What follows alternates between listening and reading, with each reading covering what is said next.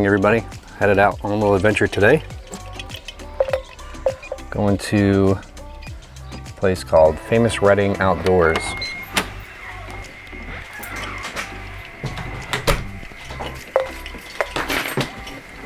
So we are headed out here to an area known as the Dark Water Tract. And this is one that's near Pottsville. It's probably one of the closest ones to me. What's cool here is I'm showing you Famous Reading Outdoors put together a Google map where it shows all the areas where you can park, all the areas where you can ride, and all the restricted areas. Everywhere that you can ride here is old mining areas that are not active. Some of them haven't been active in decades. And some of the restricted areas are definitely actively mining. There is a ton of trails, anything from easy, like kind of just wide open coal type land, to more like power lines, and then there's some more tricky stuff that winds up through the woods. Dark Water Tract is everything that's kind of west of 61 here, and it's quite a big area of land. I'm looking at an app that I have on my phone. I haven't found any other real maps of the property that are that good, other than like a printout. So this shows you on Google Maps where to park and whether you're on the property or not. I can load this map on my phone and determine whether I'm, how close I am to a restricted area, or if I'm still, on Reading land, or if I'm looking for a parking area or an area to access the land. I can kind of pull that up on my phone and see my position on their map. But I can also do that with this app called Maprika, and this is available iOS and Android. And I just open up the map that I want, and I have the Dark Water Tract as a map loaded here. They can kind of see the map here, and the restricted areas. Green being the easy trails. There's a little bit of blue throughout here for the harder trails, and then I really don't see much in the black, which would be the hard trails. I think they're outlining the property in black, so it's kind of confusing. But the red is ATV, like single track, dirt bike type trails that we're not going to be able to fit on. So tons of riding here for Jeeps, and parking's kind of right in the middle of this whole big tract. So I'm going to head out and kind of, like I said, wing this a little bit. We're going to start at the parking area and head towards probably some of the blue trails to get some a little bit more technical of an experience here today. But yeah, I'm going to be late if I don't head out soon. I'm going to go meet up with Mark and Austin.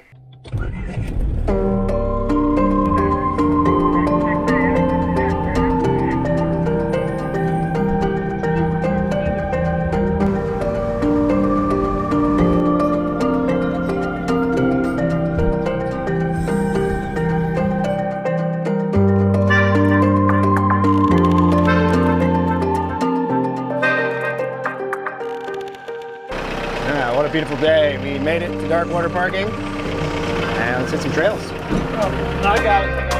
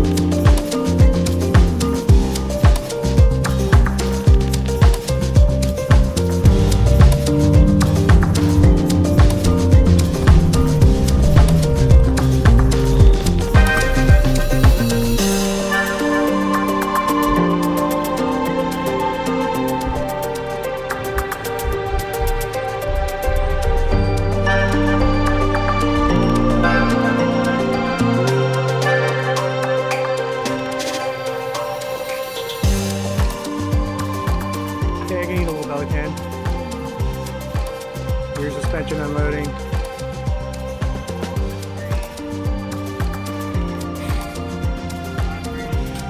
That's side by sides.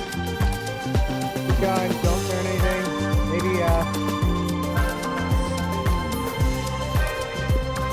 you're good, man. You're not even close to hitting the bumper. JKU in this? Not a chance.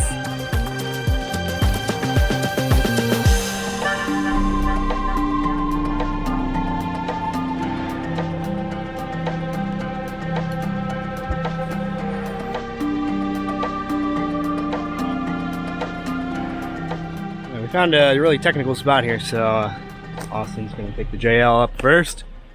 Show us how it's done, I guess.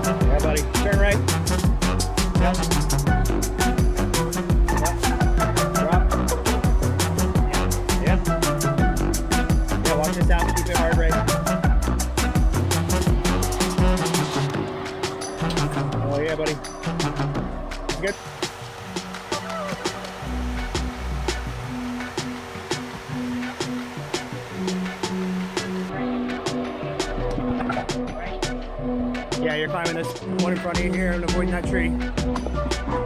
Go here. Yeah, hard left now.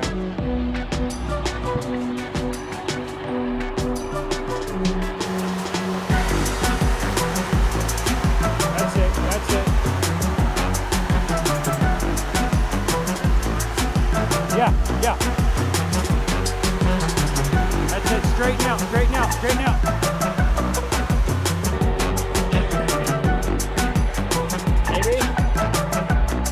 Yes, yes, you're up. Straighten up. How was it so easy that time? It's just you stacked the rocks.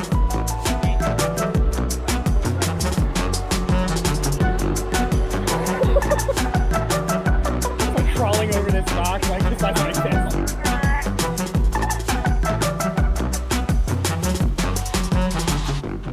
May not look like much, but as Austin just proved, that is a loose climb. It's not real steep. Where he's at right now is way steeper. But this is just real loose baby head rocks. I think at least one of the station wagons should winch their way up this thing. And one of the station wagons has a winch, so I would say you start and try, and if I have you to go backwards and just winch me up through it, and I'll sit there in the driver's seat and pretend. Well, I'll take the bypass if you get stuck. Okay. I'll make a bypass if you get stuck. Yeah, the woods are pretty sparse here, so bypasses are possible.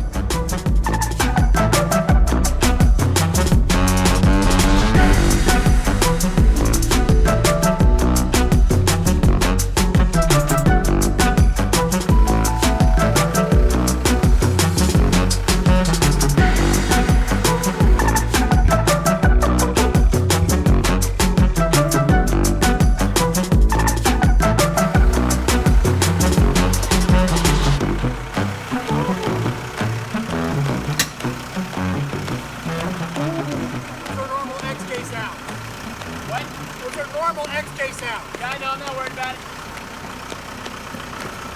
Drinking a coffee.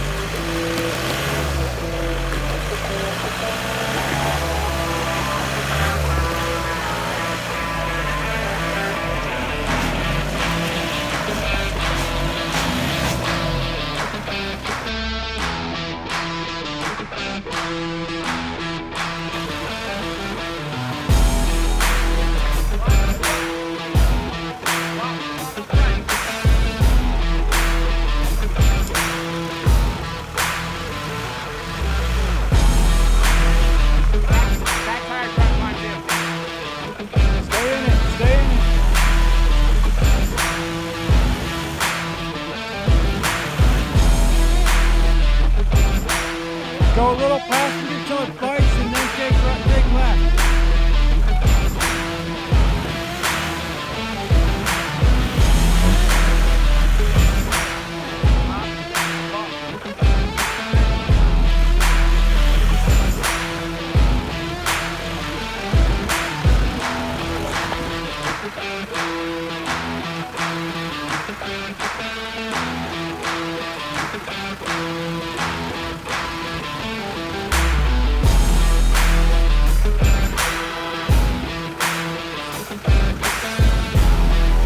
That's it. You're just gonna have to.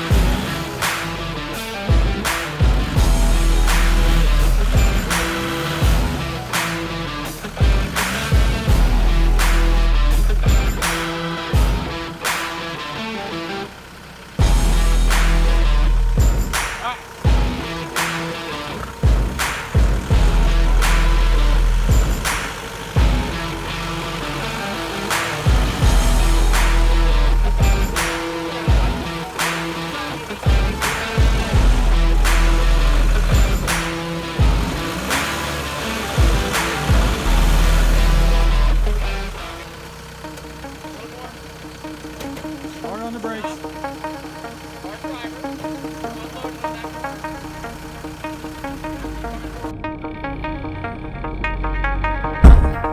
It broke.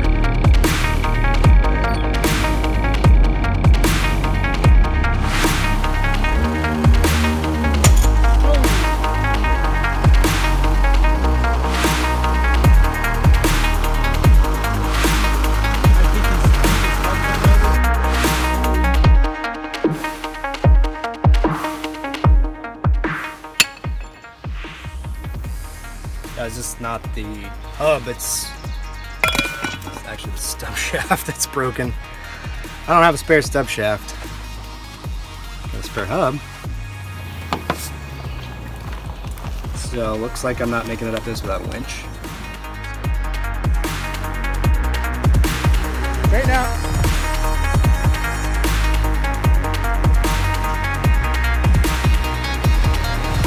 Yep. Whoop. Passenger. Bro, making it look easy. Yep. Driver. There you go.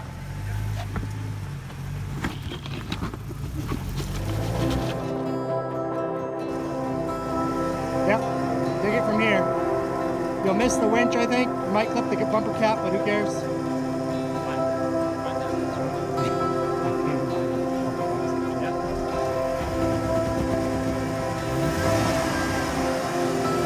There you go.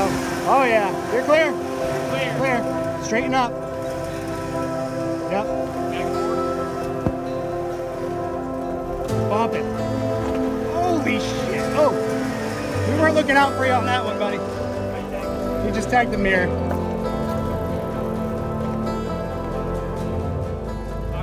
So I have a unique transfer case in this XJ. It's a Dana 300, which is flipped so that it's driver's side output on the front. And I have a strong box in front of that, which serves as a doubler to give me an extra low range. With both low ranges engaged, the ratio is about 7-to-1. The transfer case is also set up as a twin stick, which means I can disengage or engage the front and rear axles independently.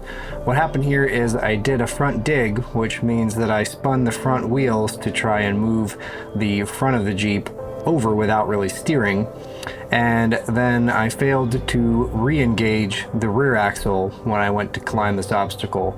So all of the output from the engine was going into the front axle, and as you saw, the passenger side tire was hanging, so it just spun freely while all the power went into just one wheel, which is why the stub shaft completely snapped. I'm only locked in the front, but I'm convinced this would not have happened had I re-engaged the rear axle. Mark was able to climb the trail with ease and get past me to turn around and then winch me by my front axle to the top. I'm gonna need some toe points on the front before I try anything like this again.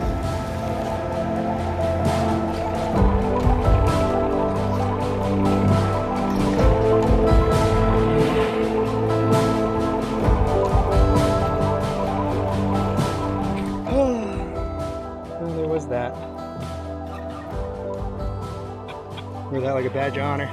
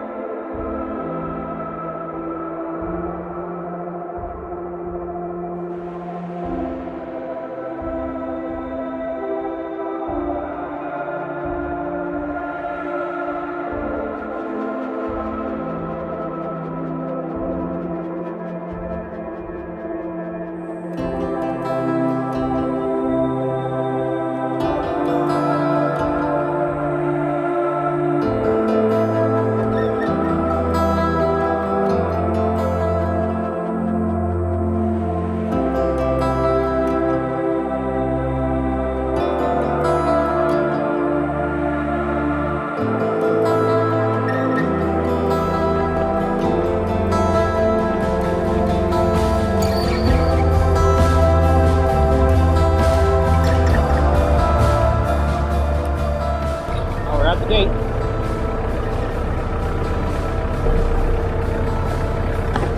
I think I might have sent her a little too hard.